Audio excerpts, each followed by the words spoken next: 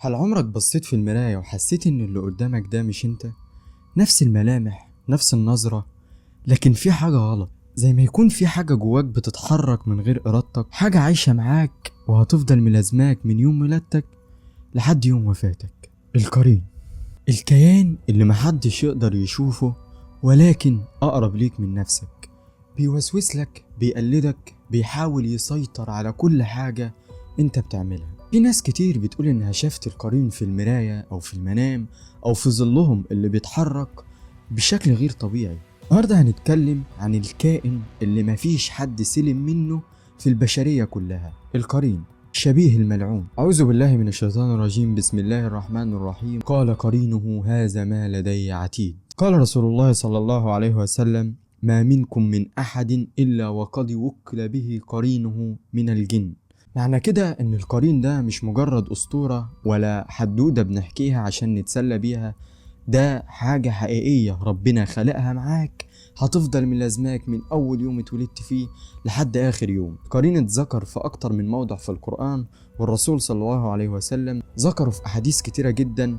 فمعنى كده القرين مش أسطورة ولا خيال، ده كائن ربنا ذكره بنفسه في القرآن. بس اللي أغرب من وجوده إنه عايش معاك وبيفهمك أكتر من نفسك، وعارف كل تصرفاتك وردود فعلك، وبيفهمك أكتر من أي حد تاني، بل وقد يكون أكتر من نفسك.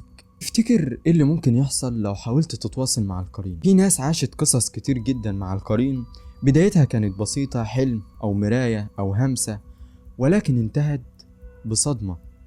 القصة دي حصلت حقيقي في مصر، في محافظة الفيوم. شاب اسمه مروان كان بيحس دايما ان في حاجة جواه غلط، بيحس بهمسات وبيحس بحاجات غريبة بتخرج عن ارادته.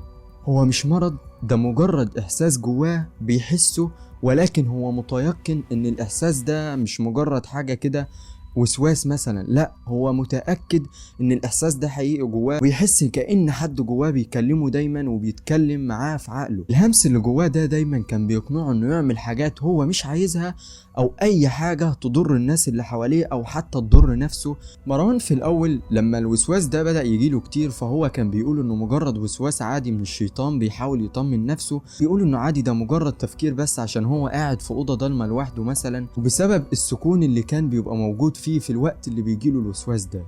لكن الغريب انه مروان كان بيقول انه بعد فترة من الوسواس ده كان متلازم معاه في اوقات كتير جدا، بدأ يسمع الصوت ده واضح جدا كأنه قاعد معاه وبيكلمه، بل والصوت اللي بيكلمه نفس صوت مروان بالظبط، وهو عارف ومتأكد ان ده مش وسواس زي ما كان بيقول، بس صوته كان اهدى وابرد، كأنه فاهم هو بيقول ايه بالظبط. الغريب ان بعد فترة مروان كان كل يوم يسمع الصوت ده كل ما يجي ينام او يقعد لوحده. مروان فضل يسمع الصوت ده لفترة كبيرة لحد ما جه وقت مروان سمع الصوت كأنه فعلا معاه. الغريب ان الصوت ده خلاص قدر يوصل لمروان بكل التفكير بعد ما كان بيهيأ له ببساطة انه وسواس، لحد ما جه الوقت اللي الصوت ده كلم مروان فيه، وهو كان القرين وبيقول له: انا انت بس الحقيقي.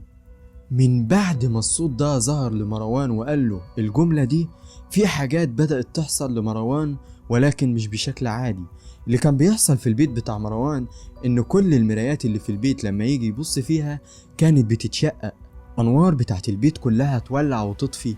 اوقات كان يبص على الظل بتاعه يلاقيه بيتحرك، ولكن مش تحركاته، ده بيتحرك لوحده، يعمل حاجات مروان اصلا ما بيعملهاش. خلاص وصل لمرحلة انه قال على نفسه ان هو اتجنن او في حاجة في عقله مش مظبوطة، فحب يثبت لنفسه ان المشكلة دي في عقله ومفيش التهيؤات اللي هي بتحصل دي. مروان جاب كاميرا وقال انا هسجل كل حاجة بتحصل عشان يثبت لنفسه ان دي مجرد تهيؤات ووسواس مش اكتر. بس الغريب لما مروان جاب الكاميرا وسجل، صبح تاني يوم يبص في الفيديو نفسه بيبص للكاميرا في الضلمة وبيتكلم ويضحك بصوت خافت جدا، وبيقول: خرجت خلاص، مروان مش هنا.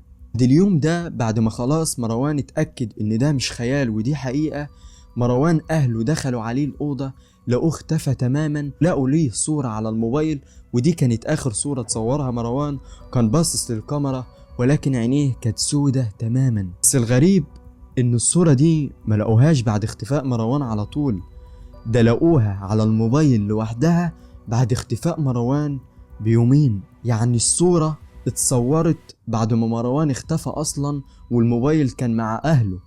القرين موجود فعلا، مش مجرد اسطورة ولا خيال، بل انت كمسلم لازم تؤمن بوجود القرين، لان ربنا ذكره في كذا موضع في القرآن وحذرنا جدا من القرين ده، لانه هيجي يوم القيامة يقول ان كل اللي هو عمله من سيئات هو اللي عمله وانا ماليش دعوة ولا وسوست له ولا اتدخلت في افعاله. أعوذ بالله من الشيطان الرجيم. بسم الله الرحمن الرحيم. إنه يراكم هو وقبيله من حيث لا ترونهم. على كده إن فعلا القرين ده هو بيقدر يشوفك ولكن أنت ما تقدرش تشوفه، لأن ربنا عمل حجاب بينك وبينه إن أنت ما تشوفوش. علشان كده ما تحاولش إن أنت تتحدى العالم بتاعهم، تحاول إن أنت تخلق نقطة تواصل بينكم، علشان ساعتها أنت هتفتح على نفسك بوابة عمرك ما هتقفلها. وطبعا في كتب سحر كتير جدا بتقدر تفتح بوابات بينك وبين القرين وتقدر ان انت تتواصل معاه مباشر. بس طبعا القرين ده مؤذي جدا، كل اعماله بتكون شرانية، هو يعتبر نسخة كاملة منك، ولكن النسخة الشريرة بتاعتك اللي بتوسوس لك دايما في اعمالك وفي صلاتك وفي كل حاجة انت بتحاول تعملها، يبقى لك لحاجة ضارة او حاجة فيها سوء. في ناس بتقول انك لو فضلت باصص في المراية لفترة كتيرة ومبرق لنفسك وفي عينك بالظبط، هتبدأ ان انت تشوف ملامحك بتتغير تدريجيا، ولكن هي مش بتتغير لملامح تاني، هي بتتغير لملامحك ولكن بشكل أسوأ. وفي ناس بتقول ان انت مش هتقدر تبص في صورتك بتاعة القرين، وعقلك مش هيستحمل الصورة اللي هيشوفها، وممكن يحصل لك حاجة او ان انت تتجنن. القرين ده بيتولد في اول يوم انت اتولدت فيه، فهو هيفضل ملازمك طول عمرك، يعتبر عمره من عمرك، وكل حاجة انت بتعملها بتكون عنده وعارف كل الاسرار بتاعتك. وكده نكون وصلنا لنهاية الفيديو بتاع النهاردة وكان عن القرين. اتمنى يكون الفيديو عجبكم، وان شاء الله تنزلوا تشتركوا في القناة عشان يوصل لكم كل جديد. شكرا ليكم، واتمنى انتم تكونوا استمتعتوا بالفيديو، والسلام عليكم ورحمة الله وبركاته.